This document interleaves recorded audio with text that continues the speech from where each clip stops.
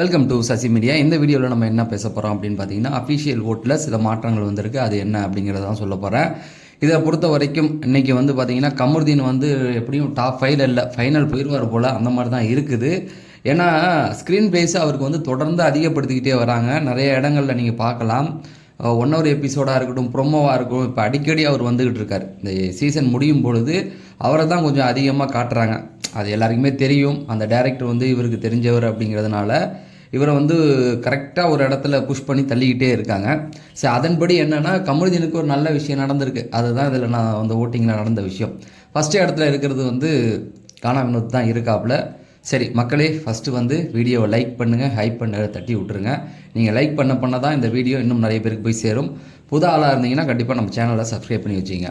First இடத்துல இருக்கிறது வந்து கானா வினோத் தான். கானா வினோத்துடைய ஓட்டுகள் வந்து நாளுக்கு நாள் அதிகமாகிட்டு இருக்கு. அவருடைய அந்த பிளேஸ் வந்து ஃபஸ்ட்டு என்ன அப்படின்னா, கானா வினோத்துக்கு வந்து போட்டியே இல்லை, அவர் வந்து டாப் 1ல் அவர் மட்டும்தான் இருக்கார் அப்படின்ற மாதிரிலாம் செய்திகள் போயிட்டு இருந்தது. அது உண்மை தான். ஆனால் இப்போ திவ்யாவுடைய ஓட்டுகள் வந்து அதிகமாகிட்டு இருக்கு. அதனால் அவருக்கு போட்டி இல்லை அப்படின்னு கண்டிப்பாக சொல்ல முடியாது. அவருக்கும் திவ்யாவுக்கும் வந்து சில இடங்கள்லாம் மாற்றங்கள் வந்ததாகவும் சொல்கிறாங்க. அதனால் கானா வினோத் வந்து அசைக்க முடியாத இடம் அப்படிங்கிறதெல்லாம் வந்து மாறிடுச்சு. ஓட்டுகள் வந்து ஃபஸ்ட்டு இடத்துல தான் இருக்கார். ஆனால் அவங்களுக்கு 2வது இடத்துல இருக்கிற திவ்யா அவர்களுக்கும் இவங்களுக்கும் நிறைய போட்டிகள் வருது அப்படிங்கிற மாதிரி தான் செய்திகள் கொடுக்குறாங்க. அதனால் யார் வேணால் வரலாம் அப்படிங்கிற ஒரு நிலைமை மாறிடுச்சு அப்படிங்கிறது தான். இப்போ வெளியில் நிறைய பேர் வந்து நெகட்டிவாக பேசிக்கிட்டு இருக்காங்க இல்லையா, அதனால் கூட போகலாம் அப்படிங்கிற மாதிரி தான். ஏன்னா இந்த பிஆர் உருட்டுன்னு போன வாரம் ஒரு டாஸ்க்கை வச்சு விட்டாங்க. அதுலேருந்து பயங்கரமாக எங்கே பார்த்தாலும் பிஆர்ன்ற மாதிரியே எல்லாரையும் சொல்கிறாங்க. ஒருத்தவங்க கானா வினோத்துன்னு இல்லை, வீட்டுக்குள்ளே இல்லை 9 பேருக்கும் பிஆர் அப்படிங்கிற மாதிரிலாம் பேச ஆரம்பிச்சிட்டாங்க. அப்படி 9 பேரும் பிஆர் இருக்கிறதுக்கு வாய்ப்புகள் கிடையாது. சிலருக்கெல்லாம் உண்மையாகவே இல்லை. சரி, நம்ம அதை சொன்னால் சிலர் ஏற்றுக்க மாட்டுறாங்க. அதனால் யாருக்கும் பிஆர் இல்லை அப்படிங்கிற இதுலேயே நான் பேசிட்டு போயிடுறேன். அதுதான் நல்லது. ஏன்னா நிறைய விஷயங்கள் நம்மளும் பார்க்குறோம். அதை நம்ம தலையில் ஏற்றிக்கிட்டு இப்போ ஒரு 2-3 சேனலில் நம்ம தொடர்ந்து பார்க்குறது, நிறைய விஷயங்கள் பார்க்கும்போது அவங்க வந்து யாராருக்கு பிஆர் இருக்குது அப்படிங்கிற மாதிரி எக்ஸ்போஸ் பண்ணி விட்டுட்டாங்க. ஸோ அதை வச்சு நான் சொல்லி மற்றவங்களை இது பண்ண வேண்டாம் அப்படிங்கிறது தான். 2வது இடத்துல திவ்யா தான். திவ்யா, கானா வினோத் இவங்க 2 பேருக்கும் நிறைய போட்டிகள் நடந்துக்கிட்டு இருக்குது. இந்த இடத்துல திவ்யா மேலே போகிறதும், அடுத்தது கானா வினோத் அவங்கள பீட் பண்ணி போகிறதும், இந்த மாதிரியான விஷயங்கள் நடந்துக்கிட்டு இருக்குது. ஆனால் இப்போக்கி கானா வினோத் தான் இருக்கார். திவ்யா அதான் இந்த ஓட் கவுண்டிங் வந்து அன்அஃபிஷியலில் வந்து பார்த்திங்கன்னா அவருக்கும் மற்றவங்களுக்கும் வந்து நிறைய டிஃப்ரெண்ட் இருக்குது இல்லையா, அந்த மாதிரி கிடையாது. ஏன்னா அவருக்கு ஓட்டு போடுறவங்க எல்லாருமே நிறைய பேர் வந்து அன்அஃபிஷியலில் ஓட்டு போடலாம். அஃபிஷியலில் நிறைய பேர் ஓட்டு போட முடியாது இல்லையா. அதுக்கு வந்து அதனால என்ன ஆகுது அப்படின்னு பார்த்தீங்கன்னா, அன்அஃபிஷியலில் ஓட்டுகள் இருக்குது. அஃபிஷியலில் முதல் இடத்துல இருந்தாலும் அவருக்கு பக்கத்தில் ஒரு 2000 ஓட்டு டிஃப்ரெண்ட்டில் தான் இவங்க இருக்கிறது, திவ்யா இருக்காங்க அப்படிங்கிற மாதிரி தான் போயிட்டுருக்கு. அடுத்தது 3வது இடம் நான் முதல்ல சொன்னல, கமருதீனை வந்து டைட்டில் வின்னருக்கு கொண்டு போயிடுவாங்களோ அப்படின்னு. அது என்னமோ தெரியல. விஜய் சேதுபதி சொன்ன மாதிரி அவருக்கும் நிறைய ஃபாலோவர்ஸ் இருக்காங்க. இப்போ கமெண்ட் செக்ஷன்லேயே வந்து நிறைய பேர் கமருதீன் ரைட்டுன்னு சொல்கிறவங்களும் இருக்காங்க. அதான் சொல்கிறேன்ல, இப்போ பாலாஜி முருகதாஸாக இருக்கட்டும், அசீம், இன்னும் நிறைய பேர் இருக்காங்கல்ல, அந்த கோவத்தை ரசிக்கிறவங்க கூட நிறைய பேர் இருக்காங்க அப்படிங்கிறது தான் எனக்கும் சொல்ல தோணுது. ஏன்னா கமருதீனை பொறுத்த வரைக்கும் இவர் விஜய் சேதுபதி சொன்ன மாதிரி ஜென்ரல் ஆடியன்ஸு பெண்கள் உங்களை நிறைய பேர் ரசிக்கிறாங்கன்ற மாதிரி சொல்கிறாங்க. நம்ம கமெண்ட் செக்ஷனில் வரவங்களாம் பெண்களாக தான் கமருதீனை பற்றி தப்பாக சொன்னால் திட்டுறாங்க வந்து நம்மளை. அப்போ அவரையும் நிறைய பேர் ரசிக்கிறாங்க. அந்த சீரியல் ஃபேன்ஸ் தான். அதாவது இது இருக்கு இல்லையா, மகாநதி, அது அந்த சீரியல் பார்க்குறவங்க, ப்ளஸ் இப்போ இவர் ஜெயிச்சார்னா ஒரு வின்னராக இல்லை ரன்னராக நின்னார்னா அந்த சீரியலுக்கு அது வந்து ப்ளஸ்ஸாக போய் முடியும். புரியுதுங்களா? ஏன்னா இந்த இது முடித்த உடனே அவருக்கு இருக்கிற மிகப்பெரிய ப்ளஸ் என்னென்னா, திரும்பவும் அதே சீரியலில் நடிக்க போகிறாரு. இங்கே உள்ளவங்களுக்குலாம் என்ன மைனஸ் ஆகும், டைட்டில் வின் பண்ணுறவங்களுக்கு இல்லை டாப் 5ல் வரவங்களுக்குலாம் போயிட்டு அடுத்த ப்ராஜெக்ட் சைன் பண்ணி வரதுக்கு 2 வருஷம் 3 வருஷம் ஆகும், மறந்துடுவாங்க. ஆனால் அந்த சூடாக அடுத்தது அவர் அந்த சீரியல்லையும் அப்படி தான் காட்டிக்கிட்டு இருக்காங்களாம்.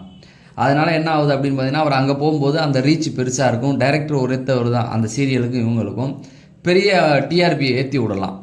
அப்போ இங்கே அவரை பாசிட்டிவாக கொஞ்சம் காமிச்சு விட்டு நிறைய விஷயங்கள் பண்ண வச்சா, இன்றைக்கி கூட ப்ரொமோலலாம் அழுதுகிட்டு இருக்கான் தலைவன் ஃபஸ்ட் டைமாக.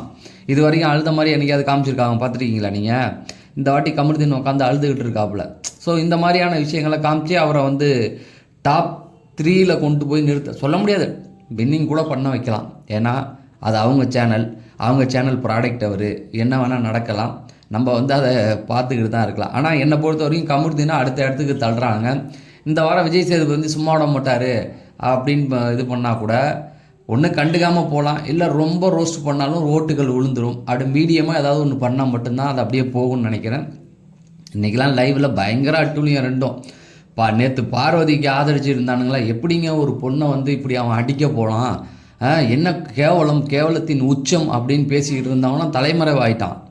பார்வதியோடைய ஆதரவாளர்கள்லாம் பாதி பேர் தலைமறைவாயிட்டான். ஏன்னா இன்றைக்கி 1 hour இல்லை, இது லைவ் பார்த்தவங்களுக்கு தெரியும் அதுங்க ரெண்டு என்னென்ன பண்ணிட்டுன்னு. கட்டி பிடிக்கல, உதட்டு மச்சம் வரைக்கும் பிடிச்சி தடவி பார்த்துட்டு நிற்குதுங்க. நேற்று 2 நாளாக சோசியல் மீடியாவில் எங்கள் தலைவிக்கு எப்படிங்கன்னு பேசினவனா தலைமறைவாயிட்டானு, அந்த அளவுக்கு போயிட்டுருக்குது. அவ்வளோதான். அடுத்த இடத்துல இருக்கிறது சபரி. அப்போ பார்வதி என்னங்க அப்படின்னு கேட்டிங்கன்னா, பார்வதி டாப் 5 4th பிளேஸில் சபரி வந்துட்டு தான் சொல்கிறாங்க. சபரிக்கு ஏன் அப்படின்னு பார்த்தீங்கன்னா, இந்த டிக்கெட் டு ஃபினாலே அவருக்கு கை கொடுத்துருக்கு அப்படிங்கிறது. அந்த டிக்கெட் டு ஃபினாலே ஓரளவுக்கு நல்லா விளாண்டுருக்காரு. அதுக்கப்புறம் நேற்று அடிபட்டது, இந்த வீக் ஃபுல்லாகவே, கடந்த ஒரு 2 வீக் ஃபுல்லாகவே வச்சுக்கிங்களேன், கடந்த வாரத்தை விட விட்டுருவோம், அவருடைய அந்த ஸ்க்ரீன் பேஸ் கொஞ்சம் அதிகமாக இருக்குது. ஆக்டிவாக ஒரு சில விஷயங்கள் பண்ணுறது, இந்த இவங்க சண்டைக்கு போகிறவங்கள்ட்டெல்லாம் தடுத்து, அந்த கமருதீனா சண்டை போட்டு தடுத்து நிறுத்தினா அந்த மொமெண்ட்டில் அவர் இல்லைன்னா பிடிச்சி இழுத்து அடிச்சிருந்தாலும் அடிச்சிருப்பான். அதுக்கப்புறம் தான் விக்ரம்லாம் வந்து தடுத்தது. அந்த ஸ்பாட்டில் அவன் கூட 1-on-1 நின்னதான் அவன் தான். அவனுக்கு கமருதீனுக்கு தெரியும் 1-on-1 நின்னா அவனும் இழுத்து போட்டு அடிச்சு போடுவான்னு. இன்றைக்கி கூட டாப் 5 பற்றி பேசும்போது சபரி வந்து 80% ட்ரூவாக தான் இருக்காங்க அப்படின்னு பார்வதியும் இவங்களும் ஒத்துக்கிறாங்க. முதல்ல கொஞ்சம் அது கனி இருக்கிற வரைக்கும் வந்து ஒரு மாதிரி நெகட்டிவாக தெரிஞ்சால் இப்போலாம் உண்மையாக தான் இருக்கான் அப்படிங்கிற மாதிரிலாம் பேசிக்கிட்டு இருந்தாங்க. ஸோ எதுக்கு சொல்கிறேன்னா, அவருக்கு வந்து ஒரு ஸ்க்ரீன் பேஸ் அவருக்கும் கொஞ்சம் கிடைக்குது. அதனால் டாப் 4க்கு வந்துட்டார். பார்வதி இப்போ வந்து கடைசியாக 5வது பிளேஸுக்கு வந்திருக்காங்க. பார்வதியை பொறுத்த வரைக்கும் அவங்களுக்கு நெகட்டிவாக இருக்கிறது ஒன்று தான். போன வாரம் நடந்த அந்த சண்டையில் அவங்க ஒரே இடத்துல நின்றுருக்கலாம், ஒரு ஸ்டாண்ட் எடுத்துருக்கலாம். அதுக்கப்புறமேட்டு கமருதீன் கூட திரும்பவும் போயிட்டு அது என்ன ஆச்சு அப்படின்னு பார்த்தீங்கன்னா, இன்றைக்கி 1 hour ஷோலேயே போட்டாங்க. அதுங்க 2 பேசிக்கிறது. அதனால தான் கட் பண்ணிட்டாங்களான்னு தெரில நேற்று. ஏன்னா இப்போ 1 hour ஷோ ஆரம்பிச்சிட்டாங்க, அதுங்க 2 பேசிக்கிருக்கு. நான் பார்த்துட்டேன் நேற்று நைட்டே, அதெல்லாம் பார்த்துட்டேன். அதை பற்றி இப்போ நம்ம பேச வேணாம். பாருங்கள், ஸ்க்ரீன் பேஸ் 2 பேர் அவனை கமருதீனுக்கு அதிகப்படுத்திக்கிட்டே இருக்காங்க பாருங்கள். இப்போ எதை காட்டுறாங்க அப்படின்னா, அவனை மன்னிப்பு கேட்குறத காட்டுறாங்க.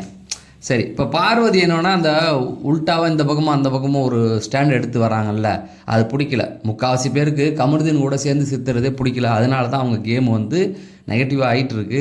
அது வந்து நிறைய பேருக்கு பிடிக்கல. ஆனால் பார்வதி வந்து தொடர்ந்து அதை தான் பண்ணுறாங்க. அதனால் என்னாச்சு அப்படின்னா, அவங்களுடைய ஓட்டுகள் மாறிடுச்சு. ஸோ இப்போ நான் சொன்னதை வச்சு நீங்கள் எதுவும் ஒரு முடிவு எடுக்க வேண்டாம். ஒன்று தான். இன்னும் 1 வாரம் கையில் இருக்குது, இன்னும் 2 வாரம் கையில் இருக்குது. ஓட்டுகள் மாறக்கூடியது. நேற்று இருந்த ஓட்டு இன்றைக்கி இல்லை, இன்றைக்கி இருக்கிறது நாளைக்கு இருக்க போகிறதில்ல. அதனால் ஓட்டை போடுங்க, பிடிச்சவங்களுக்கு ஓட்டு போடுங்க. இங்கே கமெண்ட் செக்ஷனில் வந்து அவர் முதலிடம் இவர் அதெல்லாம் தேவையில்லை. நீ போய் ஓட்டை போட்டுகிட்டே இருங்க. யாருக்கு ஓட்டு போட்டேன் அப்படிங்கிறத கமெண்ட் செக்ஷனில் சொன்னீங்கன்னா நான் அதை பார்த்து தெரிஞ்சுக்குவேன். அதுலேருந்து இன்னும் நிறைய விஷயம் என்னால் பண்ண முடியும். அதனால் யாருக்கு ஓட்டு போட்டுன்றதை மட்டும் கமெண்ட் செக்ஷனில் சொல்லுங்கள். வீடியோ லைக் பண்ணுங்கள், ஹைப் பண்ணுங்கள் அப்படிங்கிறத சொல்லி நான் அடுத்த வீடியோவில் சந்திக்கிறேன். தோப்புக்காரம் போட்டுக்கிட்டு இருக்கான் மாப்பிள்ளை, பார்ப்போம் என்ன நடக்குதுன்னு. சரி நான் அடுத்த வீடியோவில் சந்திக்கிறேன். நன்றி, வணக்கம்.